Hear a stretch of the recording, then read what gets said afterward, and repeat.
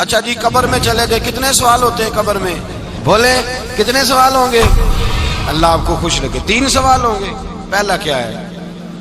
تیرا رب کون ہے؟ میں مثال دینے لگا ہوں، کسی نے انکار کر دیا، کہنے لگا ہا ہیتا لا ادری، میں نہیں جانتا۔ تو اللہ کو نہیں مانتا تو چاہیے نا رب جہنم میں ڈال دے، پر اللہ نے دوزخ میں نہیں ڈالا، نہیں ڈالا۔ ابھی دوسرا سوال پوچھو، ماں دینوں کا، تیرا دین کیا ہے؟ ہا ہیتا لا ادری، کافر ہے، منافق ہے، فاسق ہے، کہتا ہائے افسوس میں نہیں جانتا۔ چاہیے تھا نا دین نہیں جانتا دوزخ میں ڈالا جائے، لیکن اللہ ابھی دوزخ میں، ابھی جہنم کا گڑھا نہیں بنی۔ فرمایا تیسرا سوال پوچھو، حضور کا چہرہ دکھایا، ما کنتا تقول فی حق ھذا الرجل، ان کے بارے میں کیا کہتا تھا؟ اس نے کہا میں نہیں جانتا۔ اللہ نے فرمایا تو میرے نبی کو نہیں جانتا، پکڑو اس کو جہنم میں داخل کر دو۔ نہ اپنی ذات کے انکار پر دوزخ میں بھیجا، نہ دین کے انکار پر، کہا میرے مصطفیٰ کو نہیں مانتا، ڈالو اس کو جہنم کے اندر۔ تمام کتب حدیث، تمام بخاری سے لے کر طبرانی تک، تمام کتب حدیث میں اسی رنگ میں روایت ملے گی۔ قبر میں بندہ گیا، مومن ہے، مسلمان ہے، نمازی ہے، 10 حج کیے، 15 عمرے کیے، زکاتیں، صدقات، خیرات، عبادات، نفل، نماز، داڑھی، حج، عمرہ، بڑا کچھ۔ ہاں بھائی من ربو کا، اس نے کہا ربی اللہ، اللہ میرا۔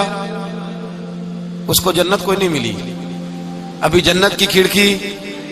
دوسرا سوال پوچھو، ماں دینوں کا، تیرا دین کیا ہے؟ دینی الاسلام، میں اسلام کو مانتا ہوں، جنت مل گئی۔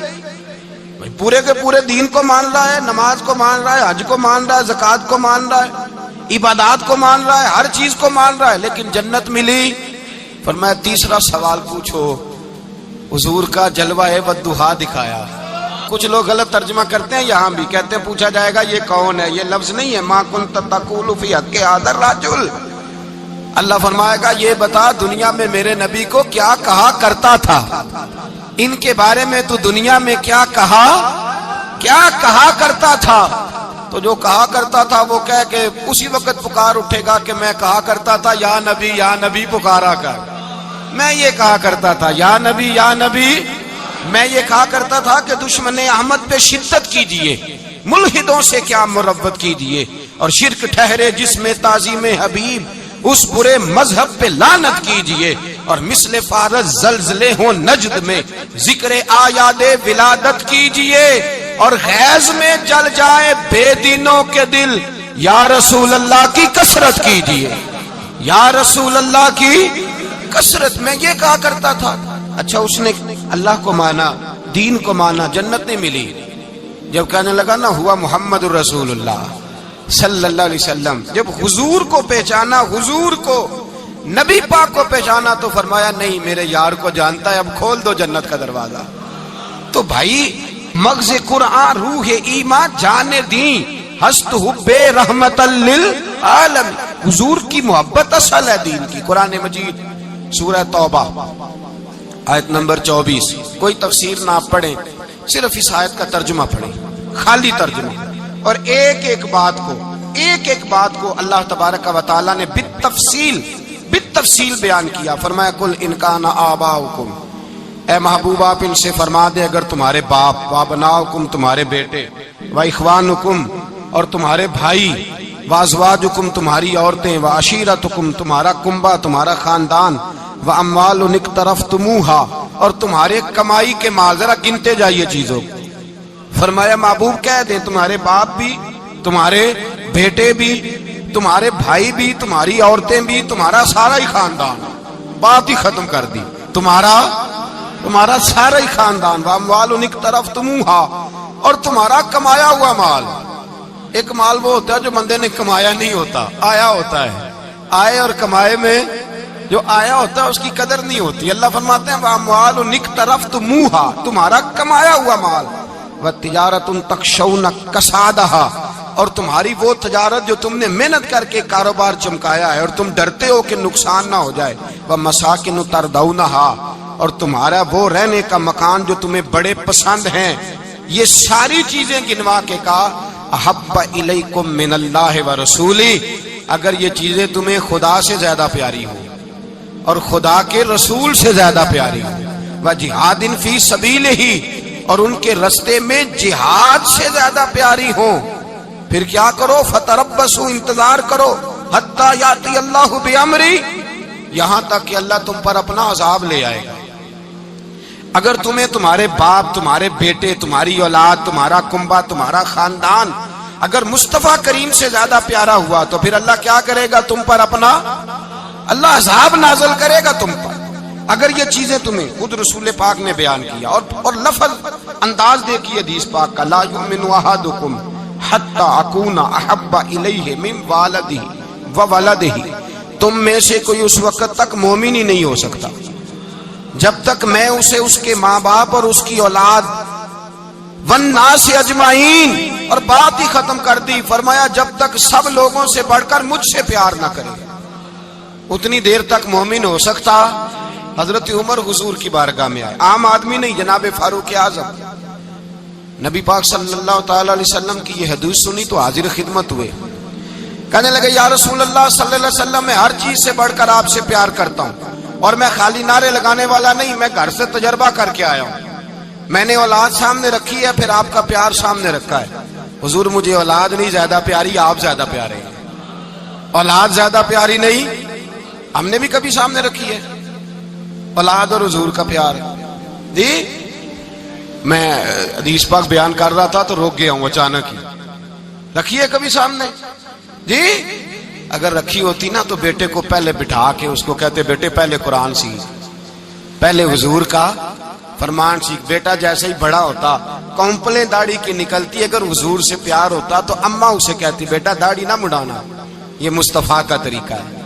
اگر نبی پاک سے محبت ہوتی نا میرے بھائی، اگر کامل پیار ہوتا تو ابا جی نصیحت کرتے کہ بیٹا خبردار داڑھی چھوٹی بھی نہ کرانا، یہ رسول اللہ کی سنت ہے۔ لیکن ہم نے ابھی اس چیز کو سامنے، ابھی نعرہ ہی ہے، ابھی خالی میلاد میں ہی محبت کرتے ہیں، ابھی خالی معراج شریف والے دن ہی پیار کرتے ہیں، ابھی اس کے اصل رنگ تک نہیں آئے۔ سنیے اور غور کیجیے، حضرت عمر عرض کرنے لگے یا رسول اللہ صلی اللہ علیہ وسلم، میں نے اولاد سامنے بٹھائی ہے، پھر آپ کا چہرہ سامنے لایا ہوں، حضور مجھے اولاد نہیں پیاری، آپ ہی زیادہ پیارے ہیں۔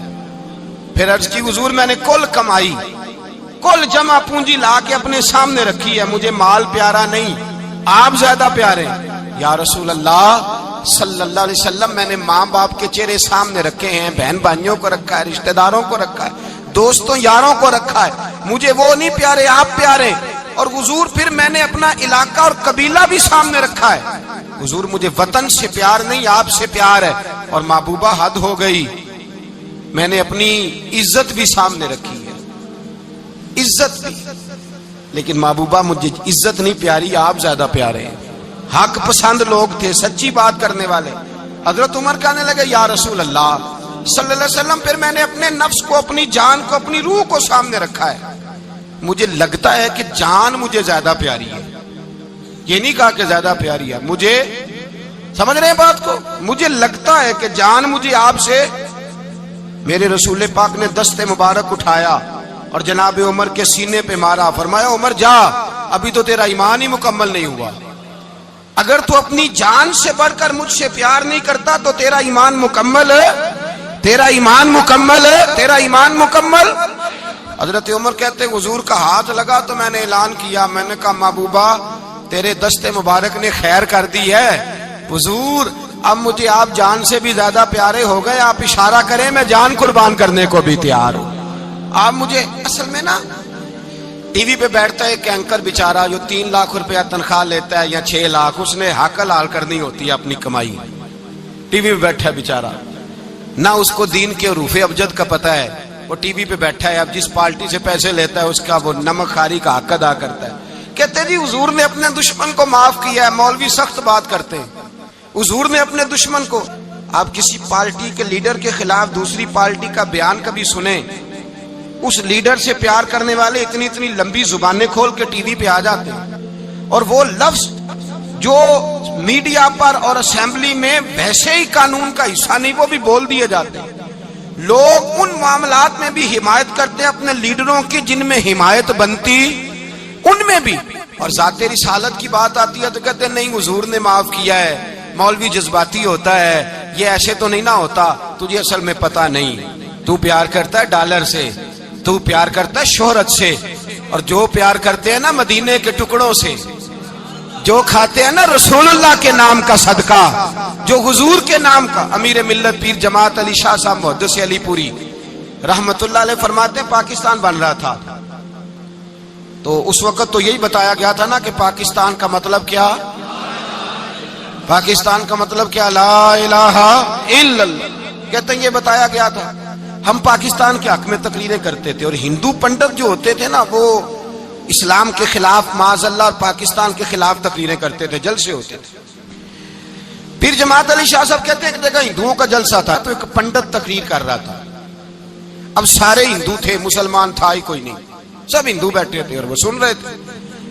تو معاذ اللہ اس نے تقریر کرتے کرتے نا حضور کی ذات اقدس کے بارے میں کوئی جملہ کہہ دیا، کوئی نازیبہ بات کہہ دی، اور کوئی نہیں تھا، وہ ایک ملنگ تھا، وہ پیچھے بیٹھ کے، جو دوری ڈنڈا نہیں ہوتا جن کے ہاتھ میں، اور ڈنڈا بھی کئی رنگوں کا ہوتا ہے ان کا، وہ اس نے پکڑا ہوا تھا اور وہ پتہ نہیں کیا اس میں پیس رہا تھا۔ امیر ملت فرماتے ہیں اس کے کان میں سپیکر کی آواز گئی کہ حضور کے بارے میں بات کر دی۔ اس نے ڈنڈا پکڑا، ملنگس آدمی تھا، پیچھے سے نکلا، کسی نے روکا بھی نہیں، اسٹیج پہ چڑھا سیدھا، اور 2-4 ڈنڈے زور زور سے پنڈت کے سر پہ دے مارے، پنڈت مر گیا، پرچہ ہو گیا، مقدمہ ہو گیا، جیل ہو گئی۔ امیر ملت کہتے ہیں میں جیل میں ملنے گیا، میں جیل میں، دیکھے بندہ ان پڑھ تھا، بات بڑی پڑی کر گیا۔ امیر ملت فرماتے ہیں بندہ سادہ تھا پر بات بڑی حسین کر گیا، بندہ بالکل بے عمل تھا پر بات ایمان کی کر گیا۔ آپ فرماتے ہیں میں جیل میں ملنے گیا تو میں نے کہا سائیں نہ تو نماز پڑھے، نہ روزہ رکھے، نہ تو مسجد آئے، تو عبادات کی طرف توجہ نہیں کرتا، اور تو نے اتنا بڑا کام کر دیا ہے، ہندو مار دیا ہے۔ تو پیر صاحب کہتے ہیں میری طرف دیکھ کے نا پنجابی میں بولا، کہنے لگا پیر جی مینوں دے سیدھے لفظ بھی کوئی نہیں آوندے، مینوں کی پتا جے سیدھے لفظ بھی کوئی، مینوں نہیں پتا میرا درجہ کی ہے۔ پیر صاحب میں نماز نہیں پڑھدا میری غلطی ہے، روزہ نہیں رکھدا ہے میری غلطی ہے، میں عبادت نہیں کردا میری غلطی ہے، پر پیر صاحب یہ تو نہیں نہ ہو سکتا کہ میرے سامنے کوئی میری اچھی تے سچی سرکار دی بے ادبی کر کے لنگ جائے۔ لفظ بڑے کمال کہہ گیا، کہنے لگا پیر صاحب میں گناہگار ہوں پر اپنے نبی کا غدار نہیں ہوں۔ سورج ٹردا نال برابر، نال برابر، دن کیوں لنگدا سال برابر، سورج ٹردا